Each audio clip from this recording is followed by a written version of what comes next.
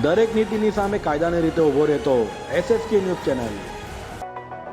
Chinese દોરીને લઈ Surat police એક્શનમાં આવી હોય તેમ ભાગળ ખાતે આવેલ ડગબરવાડમાં પોલીસ દ્વારા સરપ્રાઇઝ ચેકિંગ હાથ ધરાયું હતું।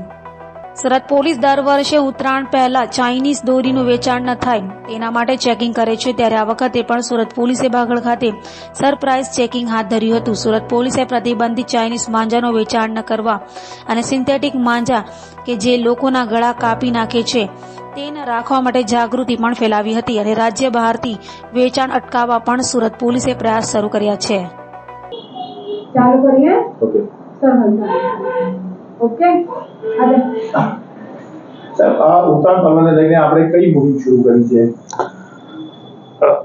ઉત્તરાયણ તહેવાર છે એ આગામી 14મી જાન્યુઆરી આવનાર છે, જેના અનુસંધાનમાં સુરત પોલીસ તરફથી જે અત્યારે સિન્થેટિક માજા અને જે ચાઇનીઝ દોરીનું ઉત્પાદન થાય છે તેના ઉપર રોક કરવા માટે પોલીસ અવારનવાર જે જગ્યા પર આનું વેચાણ થાય છે તે જગ્યા પર પોલીસ રેડ કરે છે અને એના ગુનો દાખલ કરવામાં આવશે।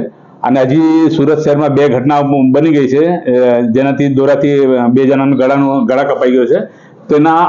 તેના અવેરનેસ માટે લોકોને જનજાગૃતિ કરવાનું છે। આ ખાસ કરીને જે બાળકો છે, આ જે યુવા ધન છે જે પતંગમાં બહુ ઇન્ટરેસ્ટ રાખે છે, તે લોકોને જનજાગૃતિ એનાથી શું ફાયદો થાય છે, શું નુકસાન થાય છે એ બધું પોલીસ તરફથી સમજાવવામાં આવે છે।